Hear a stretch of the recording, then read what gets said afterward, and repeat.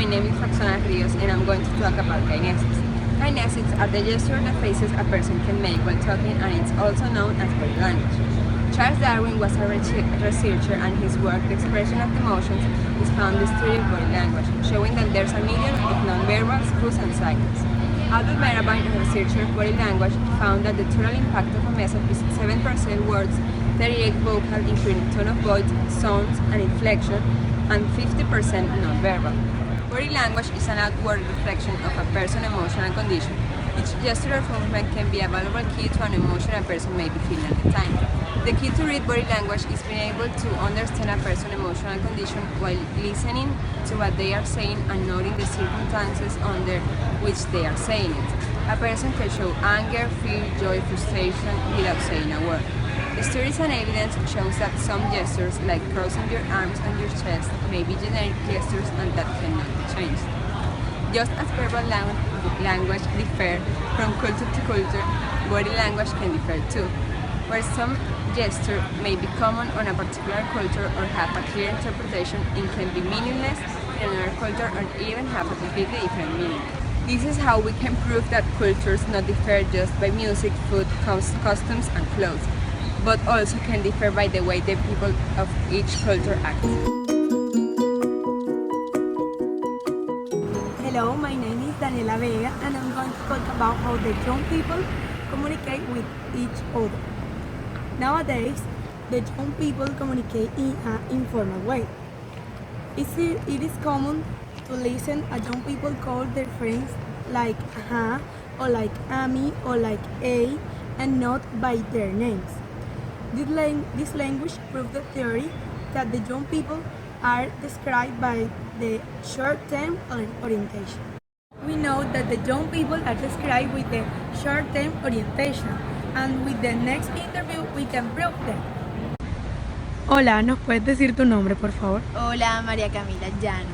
Bueno, la pregunta es, ¿cómo te comunicas con tus amigos? Pues normalmente siempre la llamo por su nombre, o en otros casos amiga.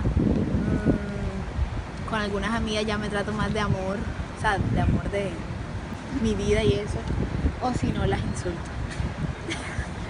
¿Tienes de pronto algunas palabras especiales, diferentes, con algunas personas de tu misma edad o...? Ajá, así siempre me saludo con mis amigas, ajá, o ajá, a mí. No tengo ningún sobrenombre especial para ninguna. Ok, bueno, muchísimas gracias. De nada. Young people are described by the short-term orientation because when we are talking about something, we are not thinking like in the consequence that our language or our words can cause in the other person. How people communicate. We can see that when all people are talking to each other, they use a formal and a polite language. And this is because every time they are going to say something, they first think, because it's important to them to have a good relationship with others at the moment they want to start or do a business. And we can relate this with a long-term orientation because when they are talking about something, first they think on what they say and the consequence it can bring to them.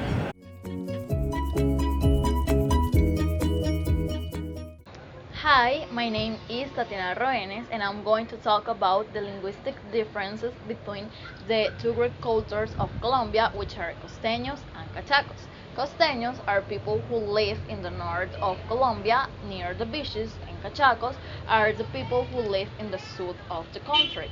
So the differences in the way that costeños and cachacos speak are a lot. First of all, costeños are very expressive people. They are always moving their hands, like me in this moment, and they are always moving their body, and they like to do a lot of gestures with their face when they are talking about something. In contrast, cachacos really don't like to move their body, to move their hands or that things. So as we can see, they have like a lot of difference in the way that they express themselves. On the other hand, costeños strive to involve people in their conversation, so they love to touch people, and they don't really respect the personal space of the other people. They can talk like this, and it's okay for them. But cachacos really don't like that. They always respect the personal space of the other people, and they also don't like to be touched when they are talking with someone. So yeah, they are more respectful people in this aspect. They have a respectful behavior. So finally, we can say that costeños have a collectivistic culture because they always like to involve people in their conversations. They love to talk with strangers, with their relatives, with everyone. So yeah, they're a collectivistic culture. On the other hand, cachacos are an individualistic culture because they really don't like to talk with strangers. They don't invest their time talking to strangers. They prefer to talk with their relatives, and they are more expressive with their relatives. So as we can see, there are a lot of differences in the way that costeños and cachacos express themselves.